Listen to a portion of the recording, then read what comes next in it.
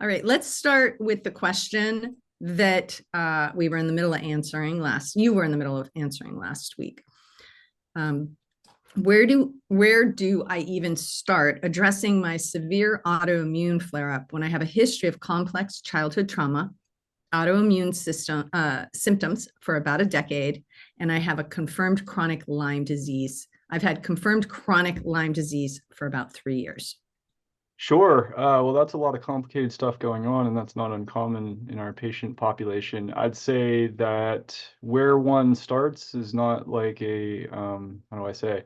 It's not written in stone in terms of like a direct algorithm, like you have to start here kind of thing. Because some people diving into their trauma may actually be, kind of dysregulating to them if it's not managed properly. So if you do that too early, too fast, too quick, it can actually sometimes make worse the condition too. So that being said, some people do well starting with some of the limbic retraining systems that are out there, like the Gupta DNRS. I think Primal Trust is one of them too, if I'm remembering correctly, or just having a really good trauma-informed, trauma-attuned counselor or psychotherapist. And occasionally, some of the outside the box therapies like, ketamine assisted therapy, probably at lower doses, not at ridiculous doses, could be helpful in some of those, hard to treat cases, because that drug also has some immune modulation roles and different things that it can play when you're dealing with chronic inflammation. And it's been started to be studied a little bit with post-treatment Lyme disease syndrome and chronic manifestations in Lyme and everything. But some people need to regulate the inflammation first, really, and that can look like many different things as mentioned. And that might be, mast cell disorder even, or something unseen that wasn't previously diagnosed or looked at. And some people do need some small amounts of infection regulation, even low doses of things to kind of keep the infections from getting out of control in terms of the neuroinflammation and the manifestations. So all I could say is, work with a good provider and, basically not don't imagine that there's a one size fits all for something that complicated. And if something doesn't feel right to you, like diving into your trauma, then try something else before you get into those spaces. And you can always work that stuff out eventually too. So I'm just not a clear cut model there. Great. Next question here. I have MCAS from COVID and have seen various practitioners over the past 2 years, and nothing has helped. I can't tolerate any supplements or treatments, and I can barely eat anything. Hmm. Well, I mean, my first thought would be, have you explored all possible MCAS treatment approaches? Because there are thousands of them, and that's also not a one size fits all, unfortunately. And there is a factor of like, okay, so I tried antihistamines, but there are a ton of extra excipients or additives or things that can be really triggering to mast cell that are in over the counter meds, even for example. And so you kind of have to fine tooth comb what has actually been tried and what has worked and what hasn't. And sometimes it's kind of a take a crumb approach too, like a dabble do ya, a very tiny bit of something is what's needed to at least first start off in terms of stabilizing with either medications, or some people do better with herbs. Some of my patients do better with synthetic stuff because it doesn't look like natural things, and the mast cells might be like, oh, I don't know what that is, but you have to remove all the other junk like the dyes and the PEG and the whatever else that's in those things too. So first off, I would have somebody really fine tooth comb what protocol that you did for mast cell. And if that's really not working, and it's not just antihistamines as mentioned, maybe take a different approach to regulating some of the nervous system responses related to it, or maybe adrenals possibly. There's some other things. And for the gut, yeah, that's a big challenge also. And same rules apply if you're able to use mast cell stabilization there. Otherwise, you have to at least account for the nutrient things that you're missing from the nutrient world, if that means IV therapy or other, inert substances, elemental or otherwise. I could go on and on about that too, but you do want to make sure you're not getting too depleted. Where does tinnitus fit in with all of this? Tinnitus is a complex thing because there's like two forms of tinnitus, really. There's, if you had to make it simple, something complicated, there's the vascular tinnitus, which is usually more pulsatile. So that could happen if somebody does have some kind of vascular related issue. You might see that with some of these instability syndromes or these hypermobility EDS, like craniocervical issues and things like that. Even that one's like less common though. High pitch, low pitch, usually high pitch tinnitus is most common. It's some kind of neural disturbance that's there, so that could be driven by neuroinflammation. It could be also driven by mechanical forces in the inner ear sometimes, so that's sinus things and the moldy things and the other stuff. Sound, sound pollution. People have had a lot of exposures to high sounds. But yeah, in the neuroinflammatory world, tinnitus is actually fairly common, and it is one of the more stubborn symptoms. I used to work at it with acupuncture quite a bit, and sometimes I'd get some modulation there if other things aren't working. And then they have some sensory devices that are out there now that are attempting to at least change the processing of it so it's not so disturbing. Great. What causes autoimmunity root causes, such as gut issues, to manifest in different systems of the body? For example, why the nervous system with MS instead of the skin for psoriasis? That's a really good question, and I don't think it's like perfectly well understood other than it's probably your individual constitution and some of your genetics that may be playing a partial role in it. It also depends on the insult too, because some insults, if you follow like say the molecular mimicry theory anyway, it looks like something else in your tissue. It may end up looking like your myelin in MS, or it may end up looking like your skin in psoriasis. Psoriasis is always interesting because it like kind of starts in the gut and then immune complexes deposit in peripheral areas and things like that. But what the initial trigger of that is probably with your genetics in mind is probably why it manifests in this way for one person and then this way for another person, probably.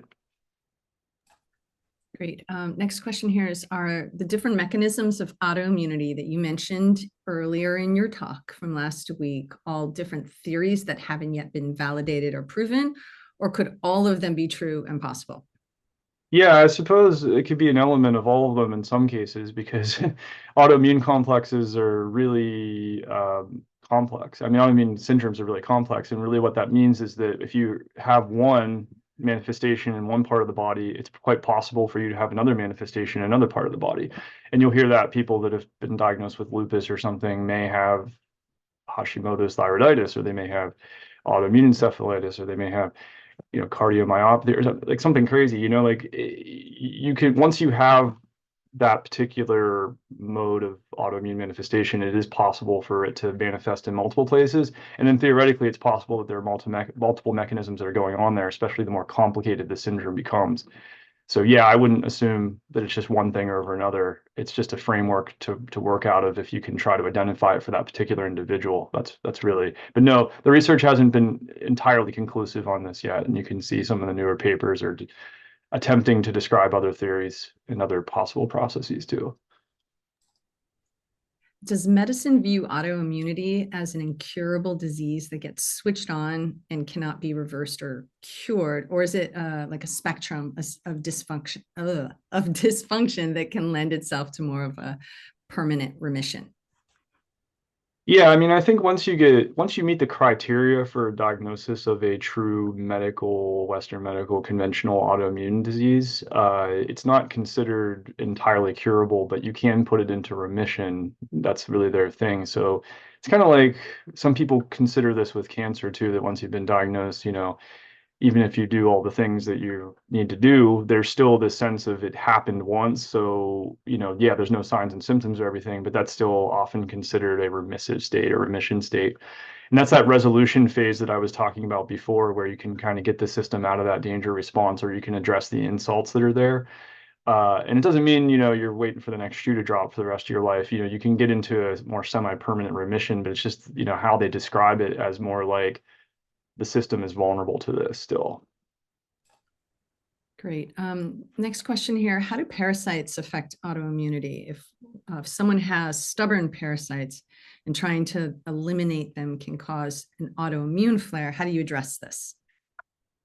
Yeah, parasites are a tough one, I have to say. I mean, it depends on what parasites you're talking about too, of course, but there's, the big parasites like the helminths, the wormy things, those kind of things. And then there's the smaller ones, the unicellular ones, protozoa like Babesia might be categorized in that too. And in some cases, anecdotally or observationally, stuff like Babesia can actually be seemingly a contributing force to autoimmune manifestations too, in ways that maybe not have been studied as much, other than it does seem to disrupt some of the immune process in similar ways to other illnesses, and it may lead to immune confusion or dysregulation through multiple means. And I've seen some different theories on that. It's always possible too that parasites, just like fungal elements, are more likely to create mast cell type responses or histamine or irritating type responses. They're just larger organisms than bacteria and viruses are, so the body can't use a lot of its same mechanisms to sort of work that out. And so there might be something in kind of how response to these things that are problematic. But they also can affect, our toxin regulation. They may affect, our nutrient regulation. They probably do affect our, often the bigger ones like our transit, or even the smaller ones, our gut motility and everything. And, maybe that could lead to overgrowths or secondary issues.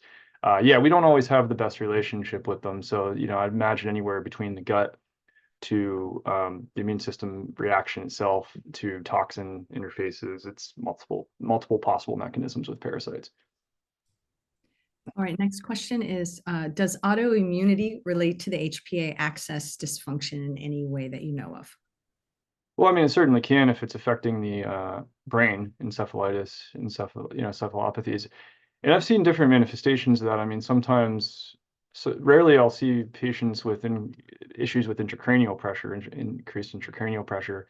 I guess it's not that rare. It's just hard to diagnose more than anything. We see symptoms of it a lot, but we don't always have a complete understanding of it. But that can like almost mechanically affect the pituitary and the HPA, more the pituitary. But you see that absent sella, or an area where it looks like the pituitary has been smashed down almost. So it's almost like a mechanical force on it, which sounds kind of crazy. But anytime there's neuroinflammation, there's a potential for it to affect the HPA axis. And a lot of my patients with chronic encephalopathies have signs of HPA dysfunction, and even a traumatic brain injury with an acute inflammatory response in the brain will affect the HPA axis.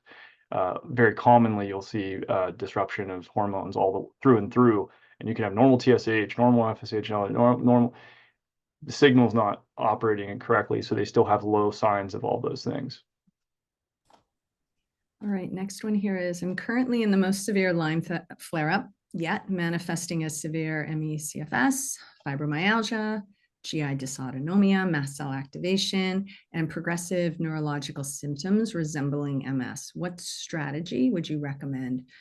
Medications, supplements, which would be a top priority?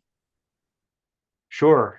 That's one of those things where I think the general principle of figuring out how to maybe put the fire down a little bit first might be a good story if possible. What that means is like things that reduce inflammation, and that doesn't have to be exclusively drugs or biologics or things of that nature. But you do have to be kind of cautious sometimes using biologics, or the bigger drugs that suppress the immune system when you're dealing with infections on top of it.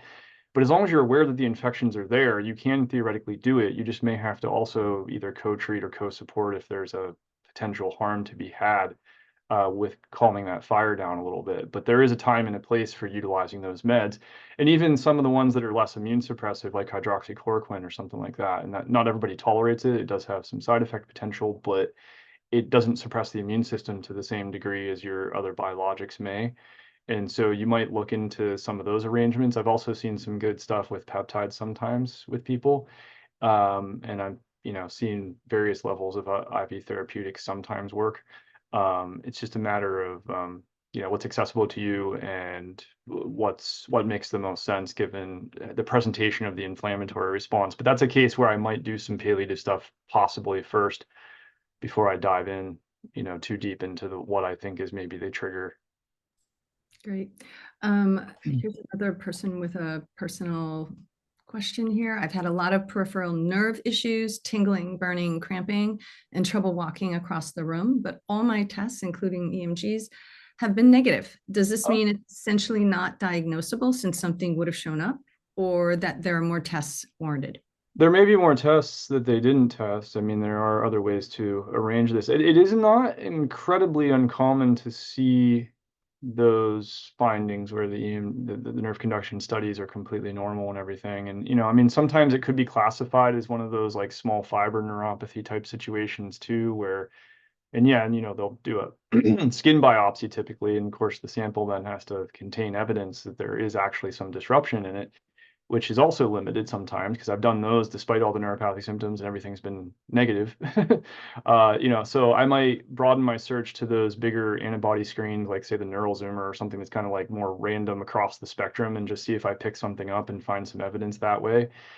Otherwise, yeah, we do have limitations to our diagnostics when it comes to identifying these things peripherally, but I would also look at the vascular space because sometimes people have neuropathies related to vascular inflammation or fibrin coagulation influences. And so we see those a lot in the long COVID world, especially. So big rise in neuropathies that are not well explained in the post-COVID land. So I'd look there too. I'm also going to mention that this week's episode of Gordon Medical Forum is Eric speaking with Jordan Vaughn about hypercoagulability and microclots in long Ooh, COVID. So that's something I gotta to watch that too. take a listen to that. Yes. Dr. Kunkle will be listening to it as well. It was a terrific interview. So the next question here is in terms of, you mentioned peptides earlier, which ones specifically do you find useful with autoimmune flares? With autoimmune flares.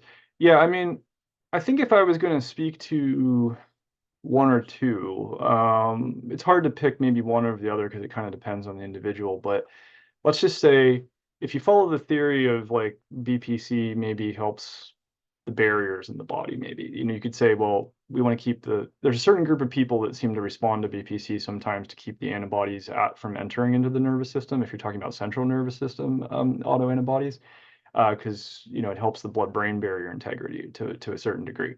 You might think about that one if it's worked before with people. And then TB4 theoretically augments the microglial activation in the brain, so maybe you can kind of slow down the fire a little bit in that regard. Is anything perfect? Not entirely. I've seen some effects with thymosin alpha-1 too. I think these all work way better when you can actually inject them and do the old school way, because you get way higher tissue levels that way, and you're going to get maybe a little bit more of a benefit because you can try the orals, and if you're more sensitive, you might start there. But in my experience, they may not be as effective in an acute flare state, and I've seen certain practitioners use pretty high doses in acute flare, so you may have to go a little higher than what you would expect.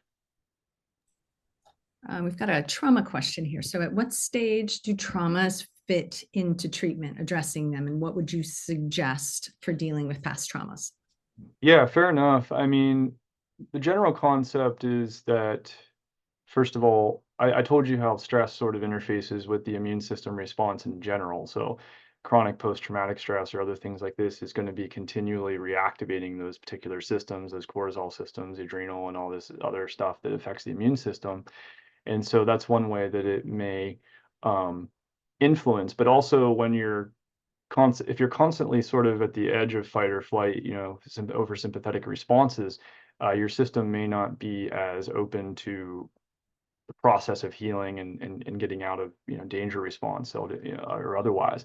And so that can be a really big impediment. So some people, if that is so overwhelming to their system and they've tried other therapeutics and they haven't made progress, they've done mostly physiologic medicine, physical medicine, like, hey, I'm treating your infections, hey, I'm treating your autoimmune.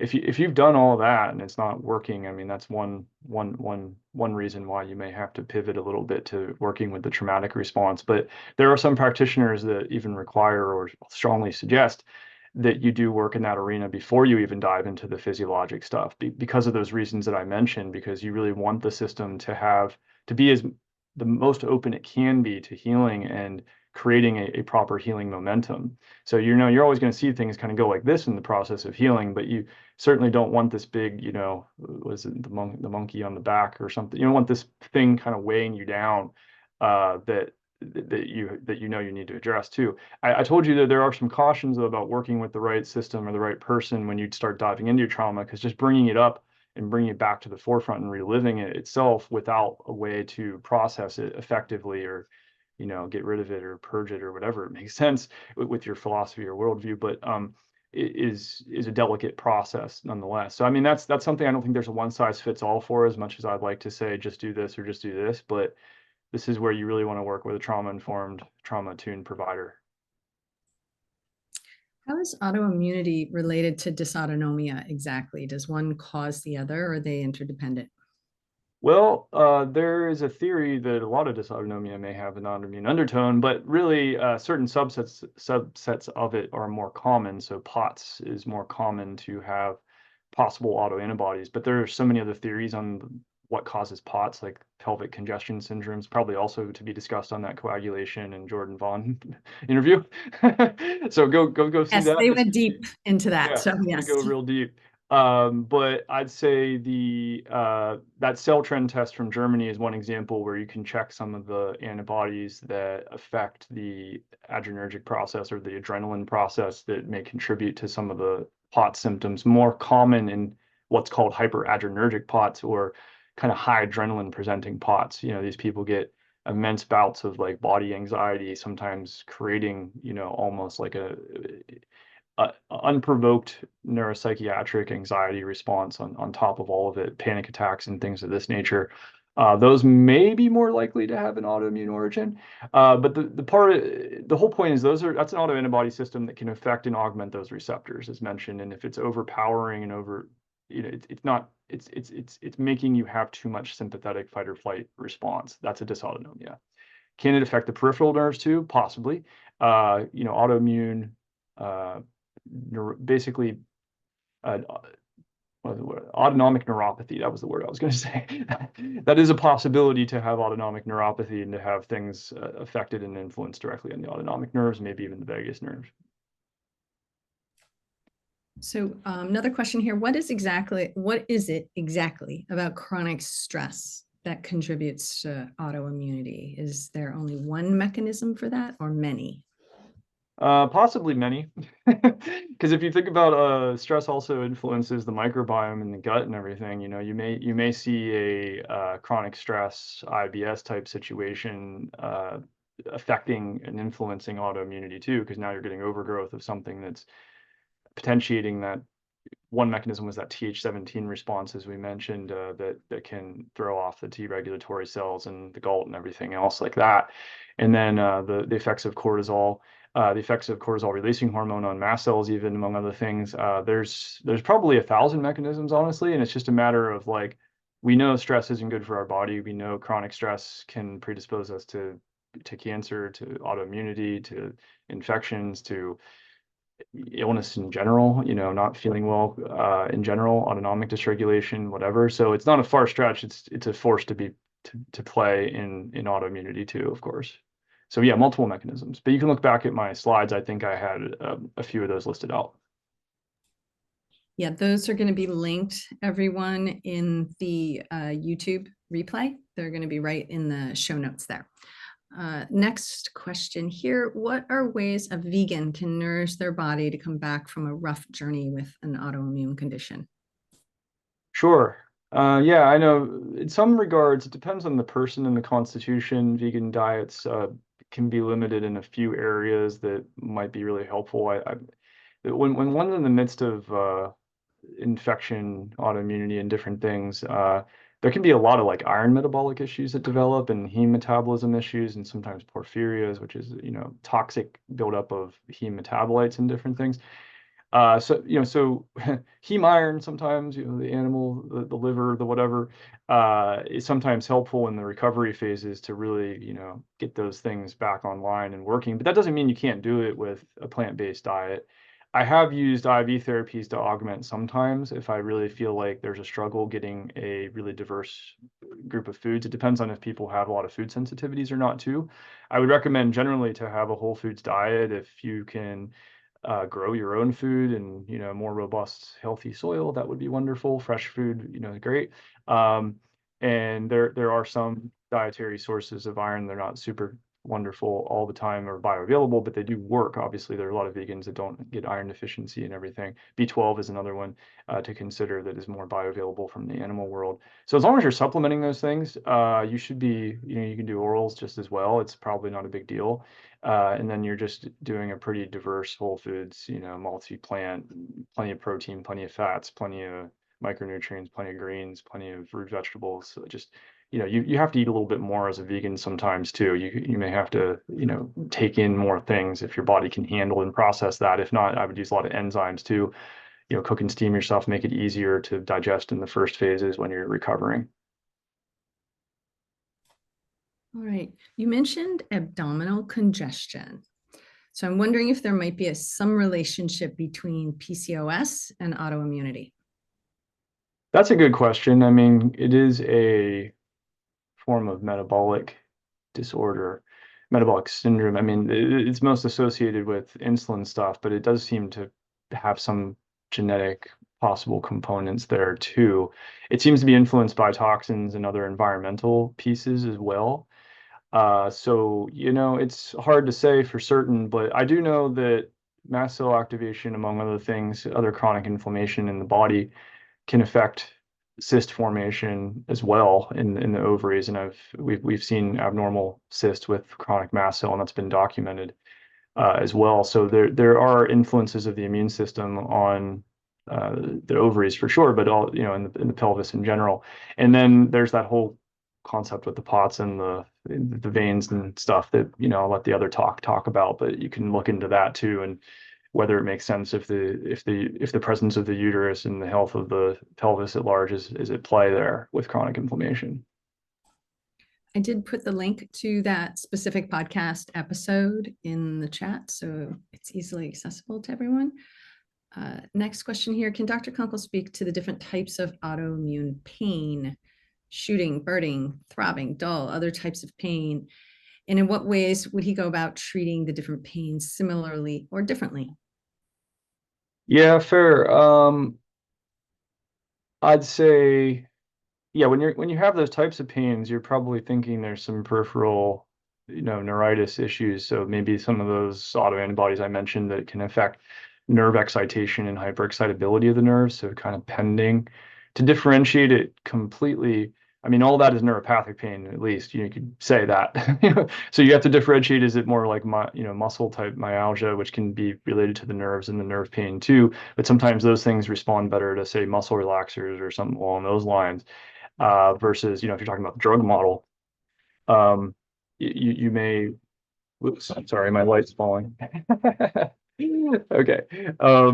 You might think about drugs that just affect neuropathy at large, or possibly peptides and things of that nature. So you may treat globally at first, or sort of with the common things that modulate GABA. This could be the gabapentins, or it could be, GABA at large, or things that modulate glutamate. As I mentioned before, the excitation can be driven by excessive amounts of glutamate in the system, and then generalized inflammation in the nerves itself. And then you may also try the muscle relaxer pieces, but you also want to see if there's any structural components to any of it too, because oftentimes that's coexisting impingements, soft collagen, connective tissue disorders that are maybe coexisting, that are affecting stability. If the person's hypermobile, it's really frank and obvious. Otherwise, and then there's those vascular elements, as I mentioned before, that can also affect the neuropathies. So you also want to make sure that you're looking at coagulation factors and influences.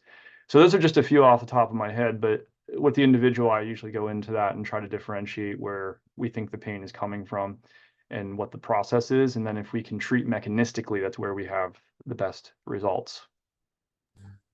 All right, next question is, are you familiar with any benefits or downsides of fasting for autoimmune patients? Can be beneficial for sure. I mean, I think I mentioned keto a little bit, adaptation, and intermittent fasting. It could be used too if you don't want to do bigger fasts. Some people do really well with them, though. It's interesting. I mean, ketones, the production of ketones is the other side of your metabolism, which is normally glucose dependent metabolism. The ketosis, ketone production from fat for fuel is very anti-inflammatory to the nervous system. So there have been some good results there with some people. Definitely, if you're seeing seizure manifestations in autoimmune, I would definitely consider keto. If there's any suspicions of, cancer or something, keto has been really wonderful for that purpose. But intermittent fasting at the very minimum would be a good start, which is 12 to 16-hour fast per day. You may want to ease into it if you're a person that's had either hypoglycemic or post-dysautonomia, easy dehydration. It's a very dehydrating diet. It's also a diet that can be very toxin mobilizing from fat storage, and is also kind of harder on your liver at first and your kidneys, and your brain has to adapt to it. So only do that under medical supervision unless you have already been there before and you feel comfortable with it. Great. What tests or labs do you recommend to test immune system functions and status? When do you use Dr. Bruce Patterson's NCLDX lab test? I use it fairly frequently still. I don't always follow those same protocols. We were playing around with those protocols in the beginning of COVID, and I think they helped some people, but I still like looking at them because they do give me a differentiation of where the inflammation is coming from, or how much of it's there, so to speak. I mean, none of them should be elevated, really. So if there's 5, 6, 7 of them elevated, you definitely are seeing a strong current inflammatory response. There are a few platelet activation markers on there too that we find interesting, because we're finding the platelets are maybe a little bit more involved, which will probably be also discussed in that talk, probably. So looking at where the inflammation is coming from, sometimes IL-4, IL-10 can be mast cell related, not always.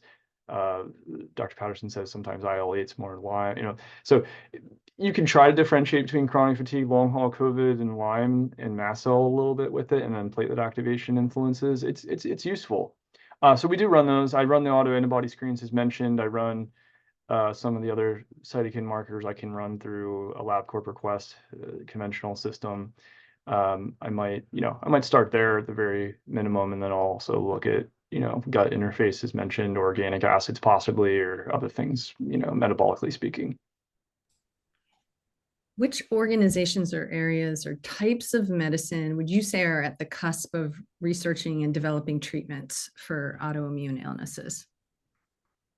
Yeah, I mean, that's a good question, because don't know if I could speak to like one being, better than the other. Obviously, there's probably, I'm trying to remember the name of it, but there's probably sort of more of a rheumatology centered autoimmune for the nervous system, program that's out there, or whatever it is, like a organization that's out there. And I'm just trying to remember what the name is for that. So I couldn't tell you off the top of my head, but I guarantee there are people out there that are actively researching this. And that's where some of those autoimmune encephalitis papers from, I think, 21 or whatever I was finding lately, were a lot more progressive, I felt, in their understanding, and they were using a lot more observational data too to better understand how to approach these and how to treat them early and find them early.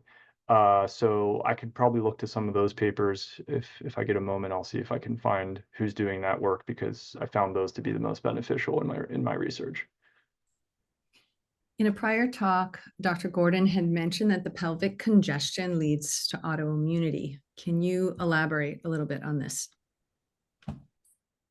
That is a good question. I don't know that I can completely speak to how that leads to autoimmunity. I always felt maybe that was a chicken and an egg thing, but was the autoimmunity starting that led to that, or was it the autoimmunity coming from that? But that might be something you might have to go back to that talk, or to I don't know if the other talk discusses it, but I'm not sure I can give you a complete answer to that. How do you determine if someone is hypermobile or they have tight tissues? If they feel tight or stiff, is that a diagnosis? Yeah, it's a good question, because early in life, hypermobility looks like a lot of flexibility typically, so it's pretty obvious. They might be more, gymnasts or whatever, cheerleaders, or something that's more bendy, or benefits from being bendy. The Baden score is not perfect, but it's what the EDS Society suggests doing. So that's just measuring different joints: your thumb, your elbow, your little finger, your spine, a few others. I always look at the knees and the ankles too, although they can be modified by injury and things. And the hips, I'll look at it too. So I'll kind of do a full assessment, the neck obviously as well. So you can look at it as in its entirety. But people that are hypermobile early in life, if they're not diagnosed and not looked at, they may remember I twisted my ankle a few times or whatever. They become really stiff kind of later in life, and they're more likely to develop degenerative joints, osteoarthritis, stuff like that.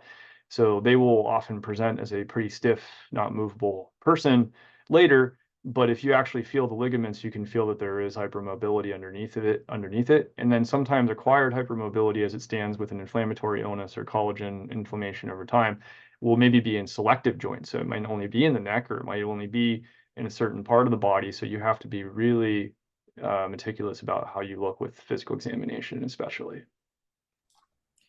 Have you seen patients that went into complete autoimmune remission? And if so, is there any commonality among them regarding treatment protocols? Yeah, fair enough. Commonality. So yes, I've seen people that have gone into remission. Commonality, maybe I'd say most often determining the toxin interface is really important, especially if it's the current thing in their environment, like say mold or something like that. I think that that can be pretty important in a lot of people because you got to think like re-triggering these responses over and over again is one of the problems, and what's dysregulating the immune system is leading to the infection issues. So we live in a pretty toxic world. So I just put a plug in for like really doing a fine tooth comb of the toxin interface with most of these illnesses. I think looking at genetics has been helpful in some cases, but I can't say it's exclusive. It just might be giving me more insight into the they of it. But I'd say classic answer would be infections and toxins and addressing those properly. And that includes sometimes doing more persister work with, say, Lyme or something, even if you've done a treatment and it hasn't been effective. If you've done everything else, I mean, think about that. And then occasionally bigger therapies, like apheresis or something, if you're really not getting anywhere. Plasma exchange, you know, remove the antibodies altogether, or IVIG possibly. High doses of IVIG are necessary typically. Okay, we have time for just a couple more questions. One here is when B12 gets well below 100 on a blood test, what things can happen to the nervous system and autoimmunity development? And relatedly, what are the reasons why B12 shots or B12 supplements may not be raising a low B12 level? Oh, well, that's interesting. Yeah, shots should be doing it, hopefully. So that's really interesting if it's not. Um, the reasons why the B12 deficiency might be happening, I would check the stomach, the gut area, of course, because people do have pernicious anemias sometimes, intrinsic factor antibodies. I check intrinsic factor gastrin, antiparietal cell antibodies, H. pylori, and different things like this. So their absorption of it can be impeded, and that can be autoimmune manifestations in the gut, and you can measure those on blood labs. How does it affect the nervous system? In multiple ways. It's not great. It can cause or potentiate neuropathies. It can affect normal methylation and detoxification process, immune system function, cell reproduction, and cell cycling. It can be incredibly important, even just for the immune system at large. So, shots not doing it, that's really interesting. I mean, I would do them more frequently. I do them up to like 3 times a week with people, and sometimes I do a little bit daily subcutaneous if I'm really needing to load them in because you have to create a tissue gradient. You know, you can only really do that sometimes with shots or IVs, but shots are way easier to do. And then the form of the B12 could be considered 2-hydroxy versus methyl. Both are good. I mean, I think just for the individual, what form are they using? Are they using the cyano or whatever? So yeah. I have a positive ANA speckled and diagnosed with lupus and Sjogren's. I was also just diagnosed with Lyme mold toxicity and mast cell. Lyme was never caught early. It was bit in 2012. Once I treat the Lyme, will the lupus autoimmune go away? I also have had COVID 3 times, which activated the Lyme and the mold. What Uh, is the best treatment for lupus? yeah. And, I and, mean, and the other question in here was, what is the best peptide? So I don't even know where that would weave in here. There sure. you go. Well, I mean, I guess the question is at that point, is that really true lupus or is that autoimmune manifestations in Lyme? How chronic it is may speak to that a little bit, but it's hard to say because if things have been going on that long, they can sort of dedicate a little bit more to immune memory or have more of a stuckness about them that can feel like its own sort of autoimmune entity. So that can make it a little bit challenging. But if you've never treated those things, the mold or the toxins or the Lyme or other things like that, certainly trying that with appropriate inflammation modulation and things to make sure that you're not causing or potentiating more destructive damage to the system. So beyond just herxes, but herxes too. But you have to be cautious about the reaction to treatment in complex autoimmunity, especially with lupus type manifestations and ones that can affect multiple organs of the body, like the kidneys or the heart or other things like this. So I would just really be cautious about how you proceed with that. The good news is that some of the antibiotics, for example, are anti-inflammatory and they've been shown to be helpful from a rheumatologic perspective too. So it's possible you could get a dual effect with some of the antibiotic treatments too. So you may want to think about, kind of on that end of things if it's really complicated. As far as peptides for that arrangement, once again, it'd probably be stuff to help reduce inflammation first, depending on what's causing the inflammation response, but that might be your thymosins, your BPC, your KPVs, your, you know, depending on the organ system, you may do more work with collagen or connective tissue, or you may do more work with the nervous system directly or the gut or something like that. But some of those classic ones would be sort of a starting point, I'd say, for that, with monitoring appropriately. Anytime you're pushing the immune system in that case, you just want to make sure you're not pushing it in the wrong kind of way. All right, one last question here. When assessing toxins like metals, chemical, and mold, do you do a provoked test in someone who is sensitive? If so, do you use glutathione or sauna or something else for the sensitive population? Yeah, I mean, I'll start off first with an unprovoked because I can usually compare that to these national averages called the NHANES. So the CDC sets these averages. If you're above the 75th percentile, that's usually significant. It's significant for exposure, not poisoning. But first I'll make sure that they're not being exposed in some way in their environment through that means. You may check blood too. That's only like the past 30 days, but that might be useful, like sometimes in wildfire season or something like that in certain parts of the country. You might see higher numbers and stuff like that. And then as far as provocation goes, yes, you can use natural substances and provoke that way. That's not completely impossible. In fact, I think at one of my old practices, we did a study once with those ionic foot baths and provocation with with heavy metals. So that's a pretty gentle treatment, but you can provoke metals with those galvanic currents. That doesn't mean they're coming out through the bath, which is really weird, but they are mobilizing otherwise. And so you could do anything as simple and gentle as that. Otherwise, I just give people extremely low doses of, EDTA and or DMSA oral, very low, and then I'll just compare that to the random. So you always want to have a random with a provoked with the 6 hour collection, no matter what you end up doing to provoke it. And glutathione, if they tolerate, great, try that, because I always include glutathione in my provocation anyway. Sauna, great, good idea. All right. Thank you, everyone. Thank you, Dr. Kunkle, for your time, for coming back and answering all these questions. My pleasure.